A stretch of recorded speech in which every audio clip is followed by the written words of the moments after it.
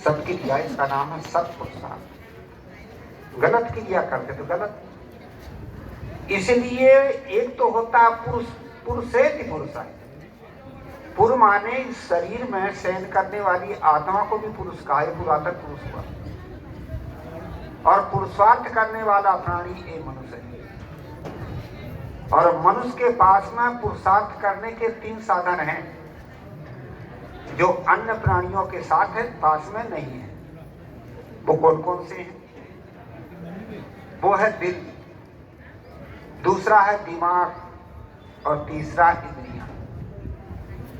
दिल के द्वारा हम साहस भी करते, दिल से हम कठिन साहस करके कठिन से कठिन समस्याओं को भी पार कर सकते हैं।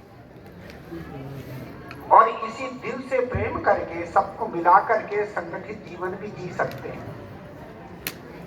दिमाग से भी 2 काम होते हैं। दिमाग से सही सूझबूझ होती, सही सूझबूझ के द्वारा वास्तविकता को हम परख सकते हैं। और इसी दिमाग को स्थिर करके शांति भी तो प्राप्त कर सकते हैं। तीसरे नंबर में हमें ये इंद्रियां मिली, हाथ पैर आदि। इन इंद्रियों के द्वारा हम मेहनत करके अपने वर्तमान जीवन को भी सुखी बना सकते हैं। और इन्हीं इंद्रियों को दमन करके शांति भी तो प्राप्त कर सकते हैं। इसलिए मनुष्य ही सच्चा व पुरुषार्थी प्राणी है। आज हमें पुरुषार्थ करना है।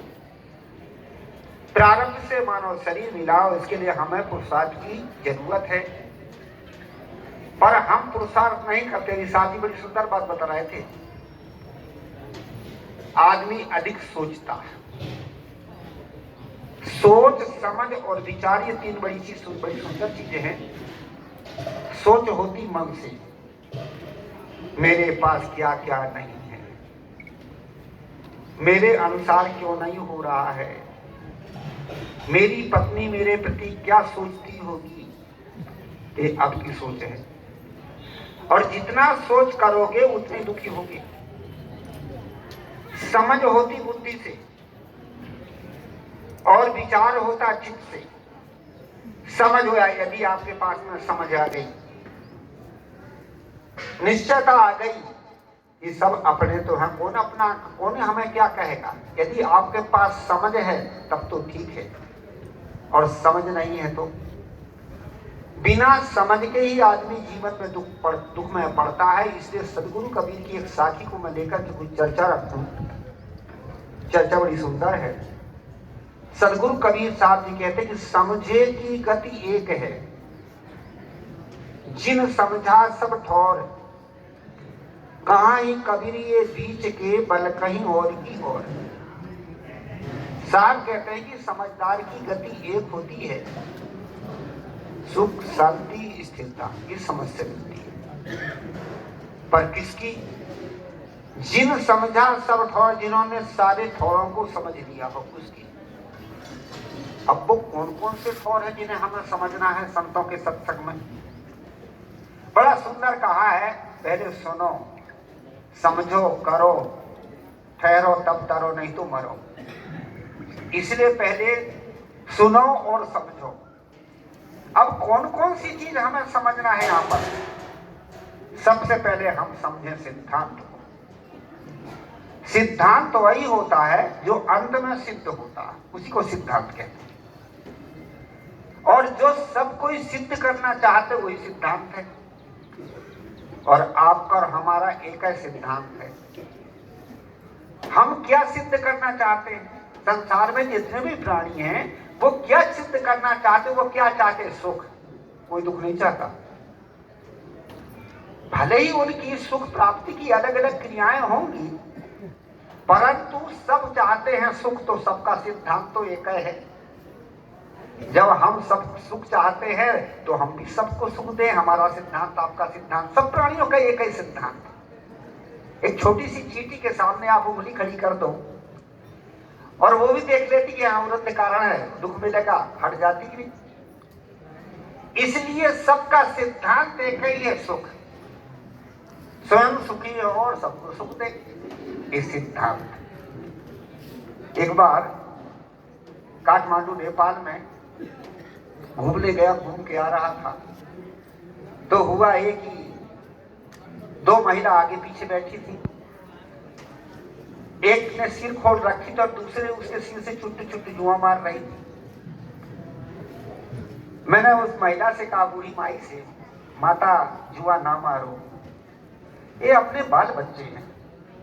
जैसे हमारे शरीर से पसीना से जुआ पैदा होता है, ऐसे शरीर से बाल बच्चे भी पैदा होते, तो जुआ और बाल बच्चे तो बराबर हो गए। तो उस माई ने क्या कहा, क्या जुआ ना मानूं, क्या दूध पिलाऊं? क्या दूध पिलाओ, कम से कम उनकी रक्षा तो कर। सब प्राणियों के प्रति सद्भावना, इसी का नाम उपासना है। सब प्राणियों की हम सुरक्षा करें, ये हमारा सिद्धांत है, वही हम चाहते हैं। इसलिए हमारा आपका एक है सिद्धांत है, इसलिए हम सिद्धांत को समझें। जो सिद्धांत को समझ लेता है वह किसी भी प्राणी को दुख है नहीं देता। जो सिद्धांत को नहीं समझ पाता है वो कितनी भी बात करे, परंतु दूसरे कष्ट दे रहा, कलेश दे रहा है, बातें भरे हैं। इसलिए सिद्धांत, दूसरा सिद्धांत क्या चीज है? अंत में दो ही चीज सिद्ध होती है। जीव आत्मा एक शरीर को छोड़ करके दूसरा शरीर धारण कर लेता है, क्योंकि आत्मा को अविनाशी कहा है। एक शरीर को छोड़ा और दूसरा शरीर धारण करने चला जाता है। सिद्ध होगा कि जीव कहीं है, किसी देह में तो है, चाहे मनुष्य में हो, चाहे पशु में हो, चाहे पक्षी में हो, चाहे कृमि कीट में हो, अविनाशी तत्व वो कहीं तो है। सिद्ध हो गया चेतन। दूसरा है कि ये जड़ शरीर पांच तत्व का, इसको जला कर के ये मिट्टी में मिल गया, पांच तत्व में मिल गया। पांचों में ले छठवां हो गया मौन। अब मैं तो ही पूछो पंडिता, अब मरा है कौन? तो जड़ और चेतन दो चीज तो सिद्ध हो गई, यही तो सिद्धांत है। हम सिद्धांत को नहीं समझ पाते। सब प्राणियों को साथ अच्छा व्यवहार करो, ये हमारा सिद्धांत, ये व्यवहारिक सिद्धांत। और फिर जड़ और चेतन का यथार्थ बोध हो, ये जो है सिद्धांतिक सिद्धांत है। हमें जड़ और चेतन का यथार्थ बोध ना होने के कारण हम इधर उधर भटकते हैं। आदमी कहाँ पानी, पत्थर, गोबर, माटी, कहाँ कहाँ जाकर के तीर्थ व्रत में लटकता है, सिद्धांत का कहाँ बोध होता। कितने भक्त ऐसे होते हैं जो यहाँ सत्संग में तो लंबी चौड़ी बात करेंगे और बाद में है व्यवहारिक जीवन में पढ़ करके कहाँ कहाँ भ्रम कल्पना में पड़ जाते हैं, और भ्रम कल्पना में पढ़ करके फिर वही काम करते हैं जो गलत होता। एक गांव में एक भक्त के यहाँ गए, एक गांव में हम गए, कुछ संत थे। पहले घर पड़ा भक्त का, तो भगत जी का घर है भाई। गए, भगत जी नहीं मिले, छोटे छोटे बच्चे थे। बच्चों से पूछा गया, भैया कहाँ गए? घर के? क्या खेत गए? क्या किस लिए गए? क्या पूजा करने के लिए गए? एक बच्चा ने कहा कि एक सुअर का बच्चा भी ले गए। मैंने कहा क्या करेंगे? क्या वहां भैरव बाबा को मारेंगे, वहां सुअर का बच्चा बलि देंगे। शाम को भक्तों के यहाँ में जब रुका तो भक्त भी आया और भी लोग आए। मैंने कहा भैया घर में गया था नहीं, कोई छोटे छोटे बच्चे थे, कहाँ चले गए? क्या गुरु जी खेल गए थे। हमका कोई कटाई वटाई का समय भी नहीं है, किस लिए गए थे? अरे साहब ना पूछो, बात ऐसी है, एक खेत खरीदा गया है और वहां भैरव बाबा है, और उस भैरव बाबा की लोग पूजा करते हैं, तो अब घर गृहस्थी में रहना पड़ता है, इसलिए जो है कुछ तो करना ही पड़ता है मिलजुल के। ठीक है, पर सुना है कि एक सुअर का बच्चा भी ले गए थे। क्या है गुरु जी? हाँ, तो आपका सिद्धांत का बोध है। कितने लोग ऐसे हैं जो ज्ञान की बात तो करते पर सिद्धांत पर ठहराव नहीं। हम भटकते, कहाँ कहाँ भटकते, मिट्टी, पानी, पत्थर, गोबर। हम सैद्धांतिक तो बने हैं पर यथार्थ सत्य का बोध ना होने के कारण आदमी भटकता है। कहा जाता है कि सिद्धांत से सत्य का बोध होता है। आज तीर्थ है, व्रत है, जप है, तप है, उपवास, नाना प्रकार की कल्पना में ये जीव पड़ा है। क्यों पड़ा है? सिद्धांत का बोध नहीं है। ये जिसका सिद्धांत का बोध होता वह कभी भ्रम में नहीं पड़ता। दूसरा और बताऊं, ये दुनिया में अनेक प्रकार की मान्यताएं हमने मान के रखा है। भूत, प्रेत, तंत्र, मंत्र, जंत्र। विवेक करके देखिए, वही सूत्र फिर मैं लाऊं। जीव आत्मा एक शरीर को छोड़ करके दूसरा शरीर बना दिया, शरीर को जला दिया, गाड़ दिया। अब कौन चीज भूत प्रेत बन गई? कौन चीज बनी भूत प्रेत? विवेक करके देखो। इसलिए क्या चीज है? भूत प्रेत नाम की अलग से कोई चीज ही नहीं है।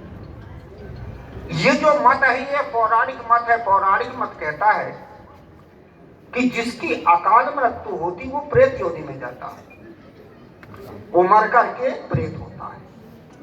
अब अकाल मृत्यु कौन कौन सी, जरा सुनिए। सबसे पहले अकाल मृत्यु है आत्महत्या करके मर गया हो, सुसाइड करके, अकाल मृत्यु। दूसरी अकाल मृत्यु होती है एक्सीडेंट आदि आगे पानी में जल के मर गया हो। तीसरी अकाल मृत्यु मानी जाती कि बालकपन में मर गया, जवानी में मरा, बूढ़ा में नहीं मरा। ये तीन प्रकार की अकाल मृत्यु पौराणिक मत मानता है। अब हम इस पर विवेक करें, समझें इस चीज को। अकाल नाम की कोई मृत्यु ही नहीं है। जितने कर्म संस्कार लेकर के जीवात्मा शरीर बनाता है, कर्म भोग पूर्ण होने पर ही शरीर छूटता, बीच में शरीर ही नहीं छूटता। तो अकाल नाम की कोई मृत्यु नहीं, तो भूत प्रेत नाम की कोई योनि नहीं। विवेक करके देखिए। सिद्धांत को समझने के हमें विवेक करने की जरूरत है। बड़ा सुंदर कहा कि बिना विवेक सकल जग भर में, माया जग भर माया। इसलिए हम विवेक करें। भूत प्रेत नाम की कोई चीज ही नहीं है। एक रेलगाड़ी दिल्ली से बंबई जाती है और उस रेलगाड़ी में सब कोई क्या बंबई वाले ही बैठेंगे क्या? अरे बीच बीच में जो स्टेशन आएगा वहां वाले भी तो बैठेंगे, और जहां जहां जिसकी स्टेशन हो गई वहीं वहीं तो वो उतरेगा। इसी प्रकार से जरूर सब बूढ़े होके मरे।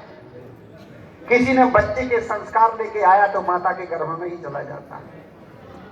कोई थोड़ा बड़ा होता उतना ही संस्कार लेकर आया उतने में चला जाता है। कोई जवानी में चला जाता, कोई बूढ़े होके चला जाता है। इसलिए अकाल नाम की कोई मृत्यु नहीं, तो प्रेत नाम की कोई योनि नहीं। सदगुरु कबीर यान महापुरुषों ने बड़ी सुंदर बात कहा। क्या कहा है? रामायण में बड़ा सुंदर लिखी, आकर 4,84,000 योनि भरमति ये जीव अविनाशी। जीव चारों भारी में जाता है। सदगुरु कबीर भी यही कहते हैं कि 1,84,000 जीव जंतु में भटक भटक दुख पाओ, और कहाँ ही कबीर जो राम ही जाने सो मोहनी के भाव। इससे सिद्ध हो गई 4 ही खानी है, मनुष्य, पशु, अंडज और उस्मत। एक भूत खानी क्या है? आपकी कल्पना है। मृत शरीर को भूत कहा। रामायण बीजक में कहा है, प्रेत कनक मुख अंतरवासा, आहुति सत्य होम की आशा। प्रेत कहते मृत शरीर को। तो मृत शरीर बीत गया, चेतन निकल गया, भूत हो गया। और अलग से कोई भूत है क्या? राक्षस खानी अलग नहीं है। आसुरी प्रवृत्ति जिसके जीवन में आ गई वो राक्षस। रामायण में महादेव जी से पार्वती ने पूछी थी, प्रभु राक्षस के लक्षण बताओ। तो उन्होंने ये नहीं बताया, बड़े बड़े पेट वाले, बड़े बड़े दांत वाले जो टीवी में देखते हैं। उन्होंने कहा था कि माना ही मात पिता नहीं देवा, साधुन से करवा वही सेवा, जिनके यह आचरण भवानी सो निश्चर समझानो प्राणी। वही राक्षस। इसे ना भूत खानी है, ना प्रेत योनि है, 4 ही खानी है। केवल हमारी कल्पना है और हमारे पास सिद्धांत का बोध नहीं है, इसलिए बड़े बड़े लोग भी भटकते हैं। जिसको सिद्धांत का बोध होता है वो भी भूत प्रेत के चक्कर में नहीं पड़ता। एक मेरे से कह रहा था, गुरु जी आप देवी देवता मानते कि नहीं? भैया क्यों नहीं मानेंगे? माता पिता गुरुजन हमारे पूज्य जो हमें समाज में कुछ देते हैं वो सब हमारे देवता हैं। कहे नहीं, वे शरीर में आने वाले देवता। जब आदमी के शरीर में भी देवता आते हैं तो भविष्यवाणी बोलने लगता है आदमी। उन देवताओं को आप मानते हो कि नहीं मानते उनको? तो यदि उनके शरीर में देवता आता हो, भविष्यवाणी वक्ते बोलते हैं, तो देवता का वासा होता सतोगुण में। हमारे शरीर में आना चाहिए, मस्खवन के शरीर में आता। जो मांस खाते हैं, शराब पीते, महादेवता आता। कहे गुरु जी क्या जिनका आदमी का भरम और भाव से। आदमी के भीतर विवेक न होने के कारण, यथार्थ बोध न होने के कारण आदमी भ्रम और भास में पड़ता है और वैसे उसकी भावना बनती और ऐसे नाचता है। हमारे एक संत जी हैं, अभी हैं, स्वामी प्रणवानंद जी महाराज। वो यहीं पहले संत थे, अभी हरिद्वार आदि में रहते हैं, बड़े अच्छे संत हैं। वो छोटे जब थे तो उनको देवता आता था और शरीर से वो मेरे मामा जी के लड़के थे, तो उनको देवता आता था, खूब कूदते थे और वो बाना भी छेद लेते थे, त्रिशूल ऐसे छेद लेते थे ना। हुआ एक ही सिंखेड़ा में एक बार ऐसे ही देवता आ रहे थे, तो मैंने उनसे कहा आप भी कूद पड़ो। कहे साहब जी अब वह नहीं होगा। तो क्यों? वो हमारे भीतर भाव था, वो ऐसा हम मानते थे, हमारी भावना थी और भावना से भाव उमड़ता था, इसलिए शरीर थिरकता था। मन के भाव कभी शरीर में आते, इसलिए शरीर थिरकता था। अब बोध हो गया, ज्ञान हो गया, अब कुछ नहीं, बात बिल्कुल ठीक है। ये हमारी भावना है। हम भावना से भूत प्रेत देवी देवता दुनिया भर का बात बनाते हैं। बड़ा सुंदर कहा कि भय को भूत लहर को जानो और जब देखो तब सन्मुख मारो। ये ऐसा कैसे होता है, हमको बोध नहीं है। सदगुरु कबीर कहते कि हम सिद्धांत को भी समझें, दूसरा मानो क्या समझें? सिद्धांत को समझने के साथ साथ में व्यवहार को भी समझें। सिद्धांत से सत्य का बोध होता, आदमी भटकता नहीं, और व्यवहार को समझता है तो आदमी का वर्तमान जीवन सुखी होता है। व्यवहार को कैसे समझें? हम समाज के साथ में व्यवहार करते हैं, प्राणियों के साथ में, और जिन प्राणियों के साथ हम व्यवहार करते हैं, हमारे संपर्क में जो आता है वो 4 प्रकार के कर्म सिद्धांत कहते हैं, 4 प्रकार के संस्कार से प्राणियों का आपका संबंध होता। पहला है लेने वाला, दूसरा है देने वाला, तीसरा है मोह का, और चौथा है धर्म का। ये 4 संस्कारों से प्राणियों का एक दूसरे से संबंध होता है। जो लेने वाला होता है वो कड़े स्वभाव का होगा, इसलिए उस कड़े स्वभाव का व्यवहार करेगा वो आपसे। सह दीजिए, पत्नी, लड़के, बच्चे, जो भी हमारे पड़ोसी, जो भी हमारे संस्कार हमारे सामने हमारे से संपर्क होता है, यदि वो लेने वाला होगा तो आपका उनका स्वभाव नहीं मिलेगा, तो सह लो, बस हो गया। हम सह नहीं सकते। छत्तीसगढ़ में एक बूढ़ा आ गया कि गुरु जी, उनका क्या बात है भाई? क्या बड़ा परेशान हूं। उनका कैसे परेशान हो? कहे कि लड़का बड़ा परेशान करता है। एक है लड़का है। हम कहे तेरा लड़का है, समझा देना भाई। क्या है गुरु जी समझता नहीं, उनका दूसरे के द्वारा समझवा दे। क्या वो दूसरे की भी नहीं मानता, तो हमका सह लेके गुरु जी नहीं सह सकता, हमका अलग हो जा। क्या है गुरु जी, लड़का अपना कैसे अलग हो जाता, तो मरता। जीवन में जो भी परिस्थिति आती उसकी सहनशीलता बनाओ। जो प्राणी आपके सामने आते सही है ना। दूसरे नंबर का आता है कौन? देने वाला।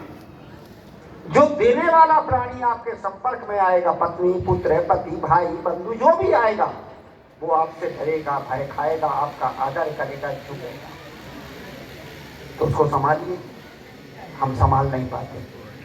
क्यों नहीं संभाल पाते? ही कमजोर को हम नीचे और गिराते हैं। इसलिए जब वो सह नहीं पाता है तो अंत में सुसाइड करके मरता। आज ये लोग जहर खा के मरते हैं, क्या क्या करके सुसाइड करके मरते। क्यों मरते हैं जी? ये इसलिए मरते हैं कि उनके सामने जो साथ में रह रहे हैं उनके स्वभाव को नहीं परख पाते और उन्हें दबाते हैं, तो अंत में दूसरा रास्ता निकाल जाती, वो मरते या मारते। तीसरे नंबर में कौन प्राणी आपके संपर्क में आता है? मोह का, ममता वाला आता है, और आपको वो चाहता नहीं और आप उसके पीछे पीछे लगते हैं। मेरा बाबू, मेरा लड़का, मेरा ये, मेरा वो चाहता ही नहीं, क्योंकि आपकी ममता और आसक्ति है उसमें। आसक्ति के कारण उसमें फंसते हैं। एक बूढ़ा था, दरवाजे पर रो रहा था। महात्मा जी ने पूछा, बाबा क्यों रो रहे हो? कि गुरु जी देखो, मैंने मकान बनाया, दुकान बनाया, संतान बनाया, और मेरे नाती ने गुरु जी तो धक्का मार के घर से बाहर निकाल दिया।